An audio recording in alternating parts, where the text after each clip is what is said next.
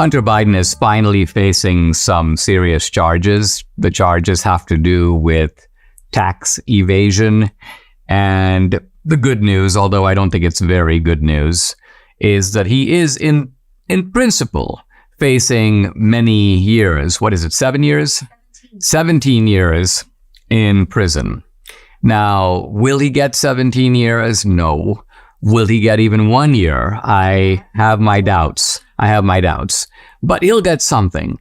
And I think it will establish him as a felon and a criminal, which he is. But he's not the only criminal. Joe Biden is the bigger criminal. Hunter Biden is a part of the Joe Biden scheme, as, by the way, are James Biden and Frank Biden. So the idea of charging Hunter Biden is really a cover for Joe Biden. And what I mean by that is, let's find the charge that applies exclusively to Hunter Biden. And let's leave out the charge that would include Joe Biden. Now, what's the charge that would include Joe Biden? Well, it would be violating the laws which have to do with foreign deals. If you pull in foreign influence peddling, then who's been doing the influence peddling? Who has the influence to peddle? Well, Joe Biden. So very cunningly, the special counsel, who is kind of joined at the hip with the Biden DOJ, decided, let's drop that one. Let's put that to the side. That spares Joe Biden, keeps him out of it. And then let's charge Hunter. But again, it's like, charge Hunter with what? The charge of tax fraud is like basically saying that you got a guy who goes into a bank, shoots up all the people in the bank, then makes off with a bunch of gold, and you don't charge him with murder, and you don't charge him even with theft. You basically charge him with not paying taxes on the loot that he got. Well, I mean, that is a pathetic, miserable reduction of the crime. The crime is the influence peddling. It's the bribery scheme. And Hunter Biden is not being charged with that. The pretense is he had a legitimate business.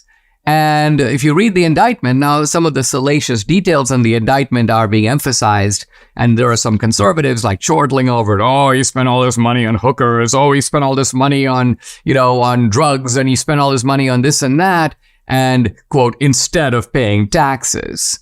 Well, yeah, that's true. But as I say, the nature of the crime is that this disgusting family went into politics to make money.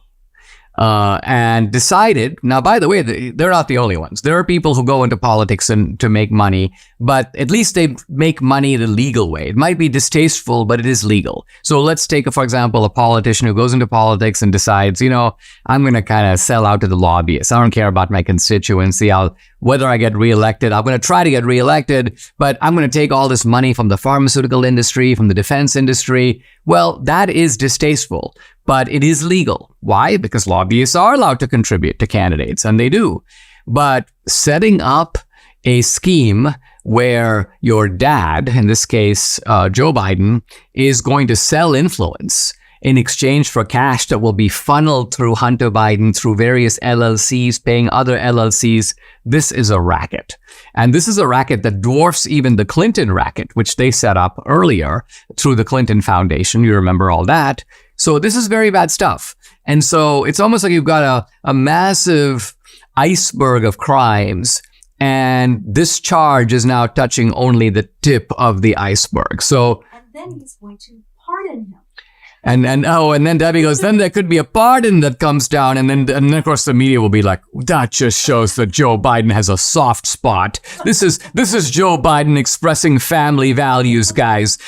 We may not approve of it, but it's very understandable. It's just filial loyalty for Joe. And he's always been that kind of a stand-up guy there for his family. Let's remember he's gone through a lot of tragedies. Half of them, by the way, made up, because my sons were killed in Iraq. They were on the battlefield field when they were gunned down.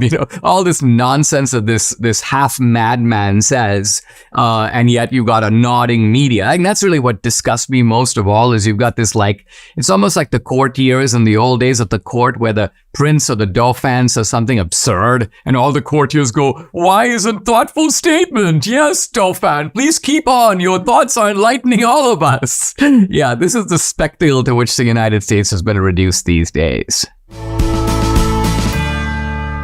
During times of economic uncertainty and political upheaval, it's crucial to have a reliable source of financial guidance and insight. That's where Dr. Kirk Elliott, PhD, and his esteemed wealth management advisory firm come into play.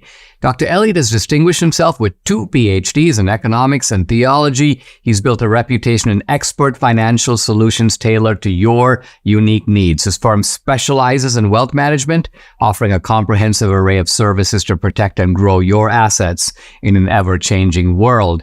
In an environment with economic volatility, shifting political landscape, finding a trusted partner during these challenges is essential. Dr. Elliott's firm employs cutting-edge strategies, a deep understanding of markets to guide you toward financial success.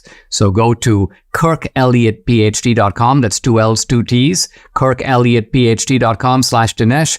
Book an appointment. They will walk you through their investment process. That's KirkElliottPhD.com/Dinesh, or you can call or text 720-605-3900. Again, it's 720-605-3900.